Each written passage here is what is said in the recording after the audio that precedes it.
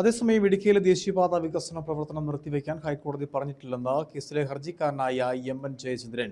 നിയമാനുസൃതമല്ലാതെ അനധികൃതമായി മരം മുറിക്കുന്നതിനും വനഭൂമി കയ്യേറുന്നതിനും എതിരെയാണ് ഹർജി സമർപ്പിച്ചത്. നിയമലംഘനമുണ്ടെങ്കിൽ കണ്ടെത്തി തടയണമെന്നായിരുന്നു ഹർജിയിലെ ആവശ്യം. റോഡ് നിർമ്മാണത്തിന്റെ ഭാഗമായി അനുവദിച്ചതിൽ കൂടുതൽ മരം മുറിച്ചു കിടത്തുകയും വലിയ അളവിൽ മണ്ണ് നീക്കം ചെയ്തിട്ടുണ്ടെന്നും ഇതിന് പിന്നിൽ ആരാണെന്നും ഇവയ്ക്ക് ലഭിച്ച പണം എവിടെയെന്നും കണ്ടെത്തേണ്ടതുണ്ടെന്നും എം.എൻ. ജയചന്ദ്രൻ പറഞ്ഞു.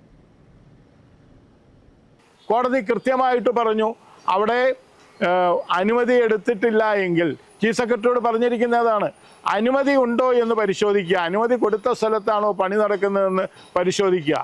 അനുമതി കൊടുക്കാത്ത സ്ഥലത്താണ് എങ്കിൽ അവരോട് അനുമതി എടുത്ത ശേഷം പണിയാൻ പറയുക. അല്ലാതെ പണിയണ്ട എന്ന് ഒരിടത്തും പറഞ്ഞിട്ടില്ല. അതേപോലെ മണ്ണെടുത്തു. ഈ മണ്ണിൻ്റെയൊക്കെ മരത്തിൻ്റെ വില എവിടെയാണ് പോയത്?